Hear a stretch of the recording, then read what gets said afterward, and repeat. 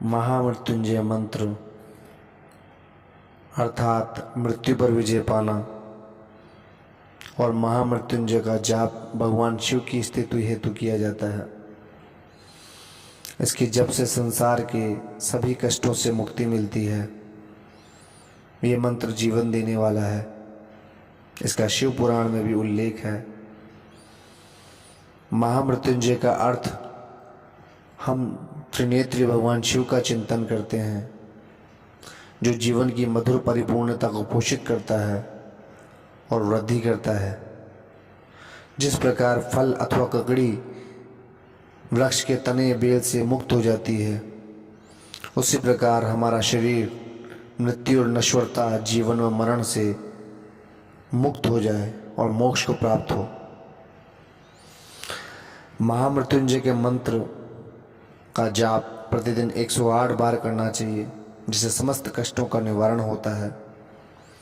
इसका आयुर्वेद में भी उल्लेख है और ऋग्वेद में भी उल्लेख है।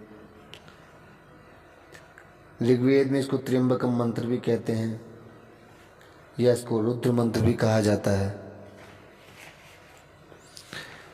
इसकी उत्पत्ति की रचना के बारे में ये बताया जाता है कि शिव जी के अनन्य भक्त ऋषि मृकुंडु के कोई संतान नहीं थी।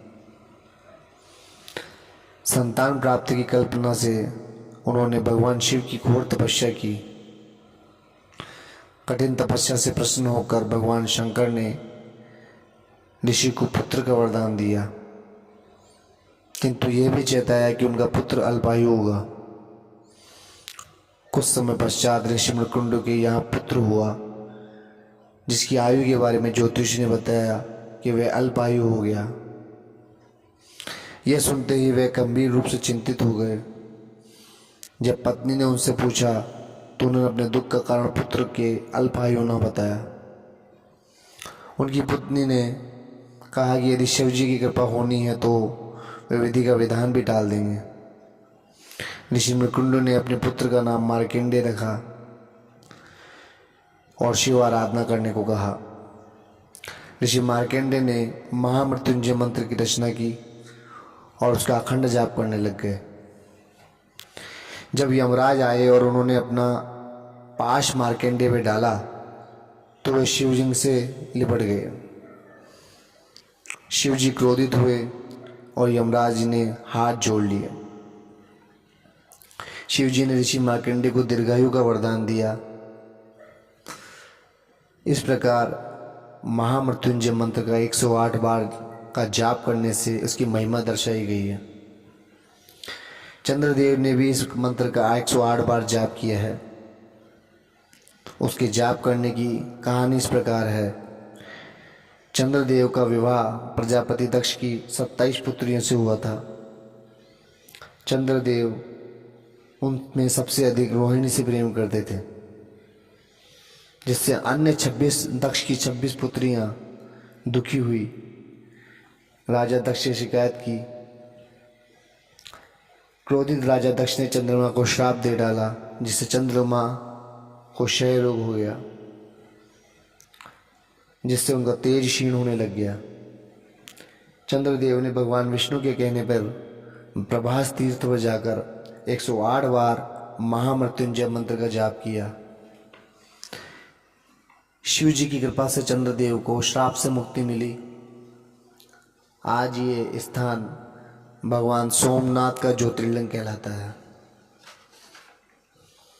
इस प्रकार महामृत्युंजय मंत्र का 108 बार जाप करने से अनेकों अनेक लाभ मिलते हैं। हम महामृत्युंजय मंत्र का 108 बार जाप करेंगे और भगवान शंकर की आराधना करेंगे। ओम त्र्यंबकं यजामहे सुगंधिं पुष्टिवर्धनम् उर्वारुकमिव बन्धनात् मृत्योर्मुक्षीयमामृतात्। ओम त्र्यंबकं यजामहे सुगंधिं पुष्टिवर्धनम् उर्वारुकमिव बन्धनात् मृत्योर्मुक्षीयमामृतात्। ओम त्र्यंबकं यजामहे सुगन्धिं पुष्टिवर्धनम् उर्वारुकमिव बन्धनात् मृत्योर्मुक्षीयमामृतात्। ॐ त्र्यम्बकं यजामहे सुगन्धिं पुष्टिवर्धनम् उर्वारुकमिव बन्धनात् मृत्योर्मुक्षीयमामृतात्। ॐ त्र्यम्बकं यजामहे सुगन्धिं पुष्टिवर्धनम् उर्वारुकमिव बन्धनान् मृत्योर्मुक्षीयमामृतात्। ॐ त्र्यम्बकं यजामहे सुगन्धिं पुष्टिवर्धनम् उर्वारुकमिव बन्धनान् मृत्योर्मुक्षीयमामृतात्। ॐ त्र्यम्बकं यजामहे सुगन्धिं पुष्टिवर्धनम् उर्वारुकमिव बन्धनान् मृत्योर्मुक्षीयमामृतात्। ॐ त्र्यम्बकं यजामहे सुगन्धिं पुष्टिवर्धनम् उर्वारुकमिव बन्धनान् मृत्योर्मुक्षीयमामृतात्।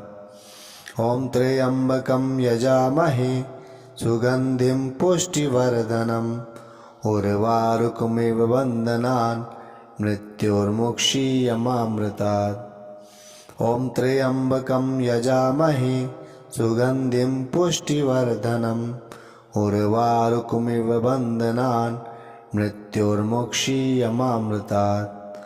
ॐ त्र्यम्बकं यजामहे सुगन्धिं पुष्टिवर्धनम् उर्वारुकमिव बन्धनान् मृत्योर्मुक्षीयमामृतात्। ॐ त्र्यम्बकं यजामहे सुगन्धिं पुष्टिवर्धनम् उर्वारुकमिव बन्धनात् मृत्योर्मुक्षीयमामृतात्। ॐ त्र्यम्बकं यजामहे सुगन्धिं पुष्टिवर्धनम् उर्वारुकमिव बन्धनान् मृत्योर्मुक्षीयमामृतात्। ॐ त्र्यम्बकं यजामहे सुगन्धिं पुष्टिवर्धनम् उर्वारुकमिव बन्धनान् मृत्योर्मुक्षीयमामृतात्। ॐ त्र्यम्बकं यजामहे सुगन्धिं पुष्टिवर्धनम् उर्वारुकमिव बन्धनान् मृत्योर्मुक्षीयमामृतात्।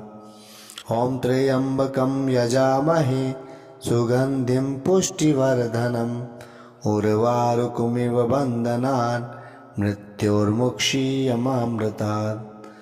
ॐ त्र्यम्बकं यजामहे सुगन्धिं पुष्टिवर्धनम् उर्वारुकमिव बन्धनान् मृत्योर्मुक्षीयमामृतात्। ॐ त्र्यम्बकं यजामहे सुगन्धिं पुष्टिवर्धनम् उर्वारुकमिव बन्धनान् मृत्योर्मुक्षीयमामृतात्। ॐ त्र्यम्बकं यजामहे सुगन्धिं पुष्टिवर्धनम् उर्वारुकमिव बन्धनान् मृत्योर्मुक्षीयमामृतात्।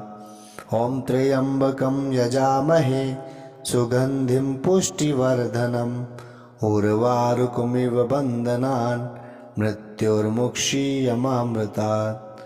ॐ त्र्यम्बकं यजामहे सुगन्धिं पुष्टिवर्धनम् उर्वारुकमिव बन्धनान् मृत्योर्मुक्षीयमामृतात्।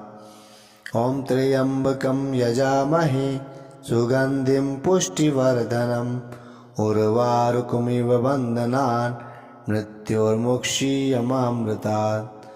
ॐ त्र्यम्बकं यजामहे सुगन्धिं पुष्टिवर्धनम् उर्वारुकमिव बन्धनान् मृत्योर्मुक्षीयमामृतात्।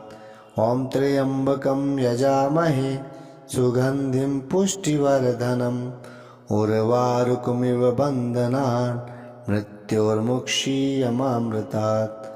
ॐ त्र्यम्बकं यजामहे सुगन्धिं पुष्टिवर्धनम् उर्वारुकमिव बन्धनान् मृत्योर्मुक्षीयमामृतात्। ॐ त्र्यम्बकं यजामहे सुगन्धिं पुष्टिवर्धनम् उर्वारुकमिव बन्धनान् मृत्योर्मुक्षीयमामृतात्। ॐ त्र्यम्बकं यजामहे सुगन्धिं पुष्टिवर्धनम् उर्वारुकमिव बन्धनान् मृत्योर्मुक्षीयमामृतात्। ॐ त्र्यम्बकं यजामहे सुगन्धिं पुष्टिवर्धनम् उर्वारुकमिव बन्धनान् मृत्योर्मुक्षीयमामृतात्। ॐ त्र्यम्बकं यजामहे सुगन्धिं पुष्टिवर्धनम् उर्वारुकमिव बन्धनान् मृत्योर्मुक्षीयमामृतात्। ॐ त्र्यम्बकं यजामहे सुगन्धिं पुष्टिवर्धनम् उर्वारुकमिव बन्धनान् मृत्योर्मुक्षीयमामृतात्। ॐ त्र्यम्बकं यजामहे सुगन्धिं पुष्टिवर्धनम् उर्वारुकमिव बन्धनान् मृत्योर्मुक्षीयमामृतात्। ॐ त्र्यम्बकं यजामहे सुगन्धिं पुष्टिवर्धनम् उर्वारुकमिव बन्धनान् मृत्योर्मुक्षीयमामृतात्। ॐ त्र्यम्बकं यजामहे सुगन्धिं पुष्टिवर्धनम् उर्वारुकमिव बन्धनान् मृत्योर्मुक्षीयमामृतात्। ॐ त्र्यम्बकं यजामहे सुगन्धिं पुष्टिवर्धनम् उर्वारुकमिव बन्धनान् मृत्योर्मुक्षीयमामृतात्। ॐ त्र्यम्बकं यजामहे सुगन्धिं पुष्टिवर्धनम् उर्वारुकमिव बन्धनान् मृत्योर्मुक्षीयमामृतात्। ॐ त्र्यम्बकं यजामहे सुगन्धिं पुष्टिवर्धनम् उर्वारुकमिव बन्धनान् मृत्योर्मुक्षीयमामृतात्।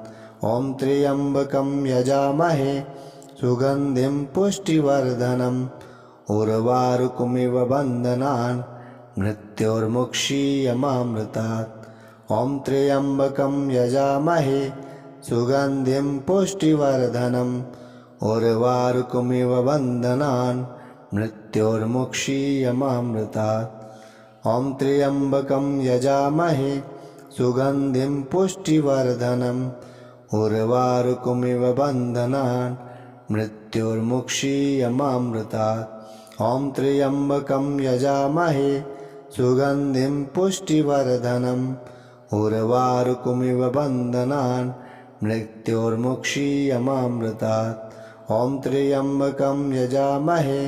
सुगन्धिं पुष्टिवर्धनम् उर्वारुकमिव बन्धनान् मृत्योर्मुक्षीयमामृतात्।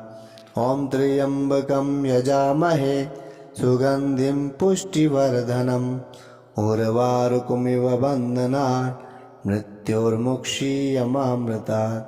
ॐ त्र्यम्बकं यजामहे सुगन्धिं पुष्टिवर्धनम् उर्वारुकमिव बन्धनान् मृत्योर्मुक्षीयमामृतात्।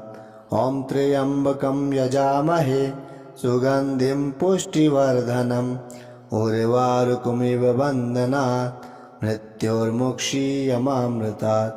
ॐ त्र्यम्बकं यजामहे सुगन्धिं पुष्टिवर्धनम् उर्वारुकमिव बन्धनान् मृत्योर्मुक्षीयमामृतात्। ॐ त्र्यम्बकं यजामहे सुगन्धिं पुष्टिवर्धनम् उर्वारुकमिव बन्धनान् मृत्योर्मुक्षीयमामृतात्।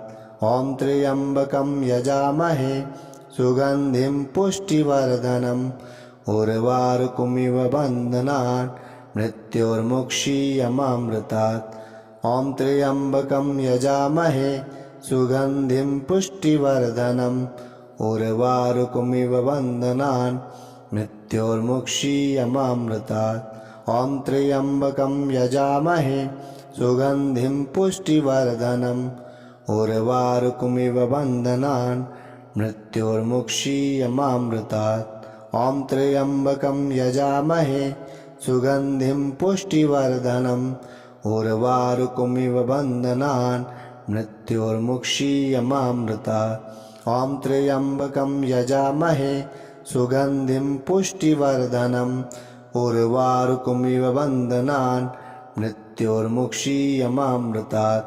ॐ त्र्यम्बकं यजामहे सुगन्धिं पुष्टिवर्धनम् उर्वारुकमिव बन्धनान् मृत्योर्मुक्षीयमामृतात्। ॐ त्र्यम्बकं यजामहे सुगन्धिं पुष्टिवर्धनम् उर्वारुकमिव बन्धनान् मृत्योर्मुक्षीयमामृतात्। ॐ त्र्यम्बकं यजामहे सुगन्धिं पुष्टिवर्धनम् उर्वारुकमिव बन्धनान् मृत्योर्मुक्षीयमामृतात्। ॐ त्र्यम्बकं यजामहे सुगन्धिं पुष्टिवर्धनम् उर्वारुकमिव बन्धनान् मृत्योर्मुक्षीयमामृतात्। ॐ त्र्यम्बकं यजामहे सुगन्धिं पुष्टिवर्धनम् उर्वारुकमिव बन्धनान् मृत्योर्मुक्षीयमामृतात्। ॐ त्र्यम्बकं यजामहे सुगन्धिं पुष्टिवर्धनम् उर्वारुकमिव बन्धनान् मृत्योर्मुक्षीयमामृतात्। ॐ त्र्यम्बकं यजामहे सुगन्धिं पुष्टिवर्धनम् उर्वारुकमिव बन्धनान् मृत्योर्मुक्षीयमामृतात्। ॐ त्र्यम्बकं यजामहे सुगन्धिं पुष्टिवर्धनम् उर्वारुकमिव बन्धनात् मृत्योर्मुक्षीयमामृतात्।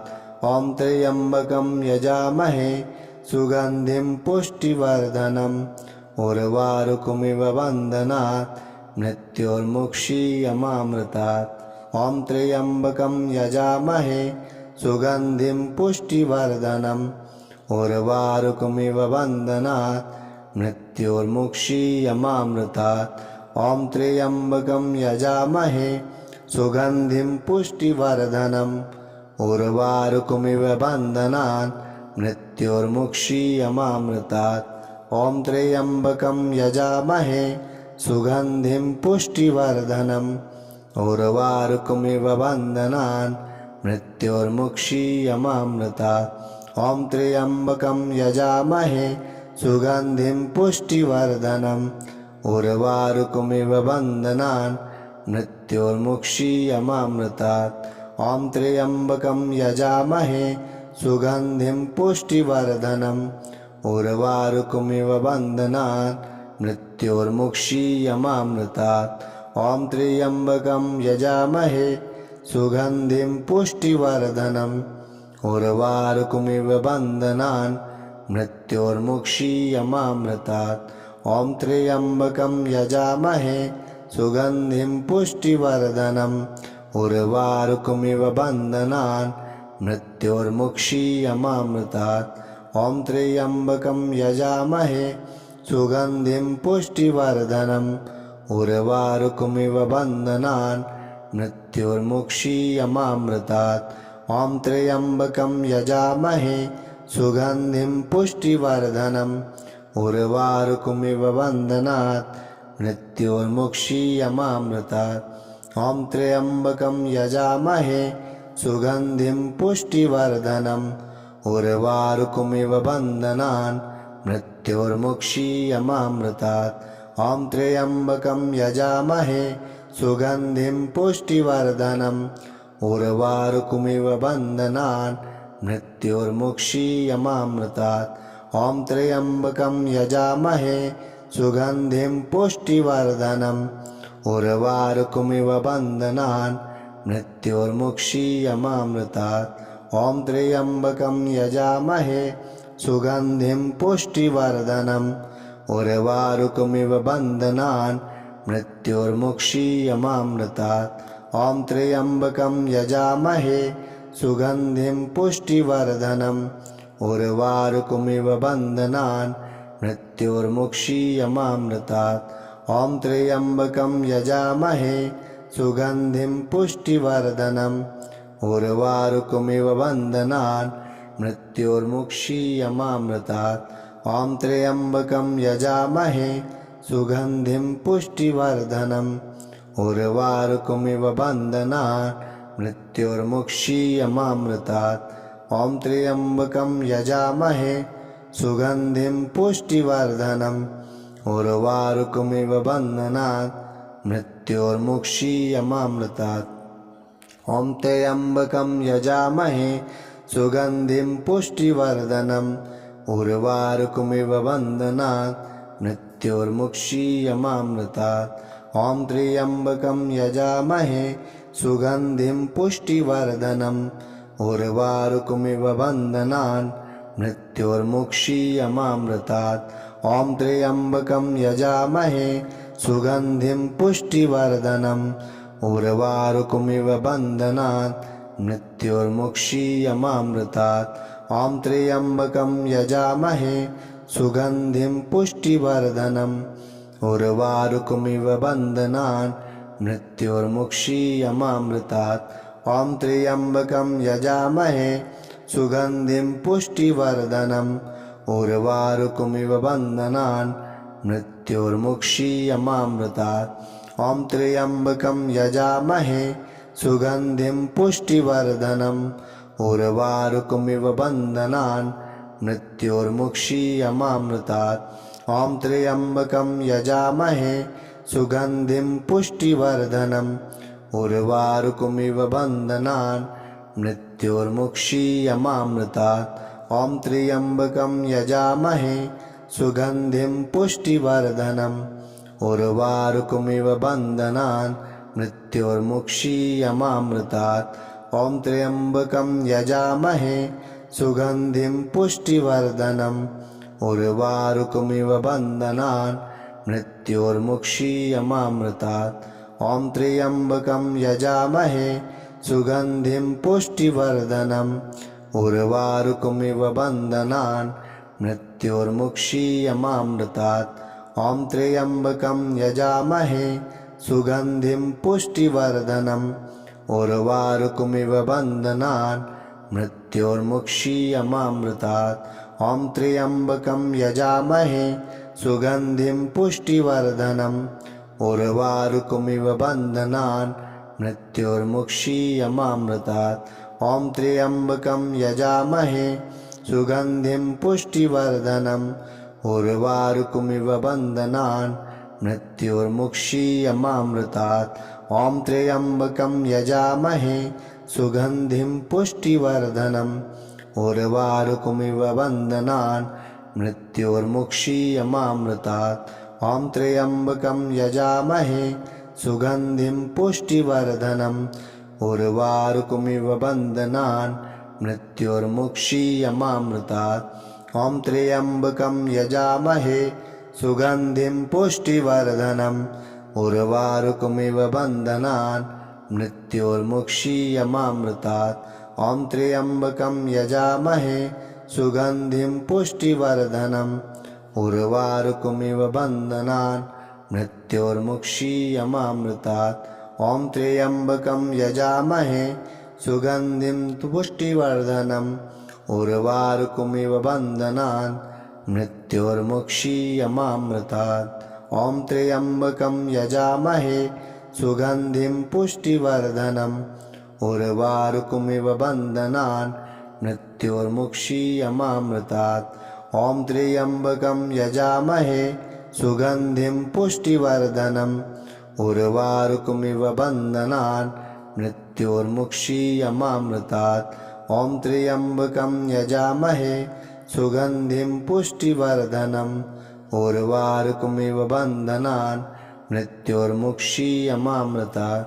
ॐ त्र्यम्बकं यजामहे सुगन्धिं पुष्टिवर्धनम् उर्वारुकमिव बन्धनान् मृत्योर्मुक्षीयमामृतात्। ॐ त्र्यम्बकं यजामहे सुगन्धिं पुष्टिवर्धनम् उर्वारुकमिव बन्धनान् मृत्योर्मुक्षीयमामृतात्। ॐ त्र्यम्बकं यजामहे सुगन्धिं पुष्टिवर्धनम् उर्वारुकमिव बन्धनान् मृत्योर्मुक्षीयमामृतात्। ॐ त्र्यम्बकं यजामहे सुगन्धिं पुष्टिवर्धनम् उर्वारुकमिव बन्धनान् मृत्योर्मुक्षीयमामृतात्। ॐ त्र्यम्बकं यजामहे सुगन्धिं पुष्टिवर्धनम् उर्वारुकमिव बन्धनान् मृत्योर्मुक्षीयमामृतात्।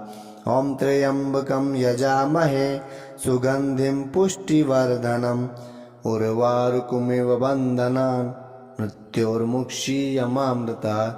ॐ त्र्यम्बकं यजामहे सुगन्धिं पुष्टिवर्धनम् उर्वारुकमिव बन्धनान् मृत्योर्मुक्षीयमामृतात्। ॐ त्र्यम्बकं यजामहे सुगन्धिं पुष्टिवर्धनम् उर्वारुकमिव बन्धनात् मृत्योर्मुक्षीयमामृतात्। ॐ त्र्यम्बकं यजामहे सुगन्धिं पुष्टिवर्धनम् उर्वारुकमिव बन्धनान् मृत्योर्मुक्षीयमामृतात्। ॐ त्र्यम्बकं यजामहे सुगन्धिं पुष्टिवर्धनम् उर्वारुकमिव बन्धनान् मृत्योर्मुक्षीयमामृतात्। ॐ त्र्यम्बकं यजामहे सुगन्धिं पुष्टिवर्धनम् उर्वारुकमिव बन्धनान् मृत्योर्मुक्षीयमामृतात्। ॐ त्र्यम्बकं यजामहे सुगन्धिं पुष्टिवर्धनम् उर्वारुकमिव बन्धनान् मृत्योर्मुक्षीयमामृतात्।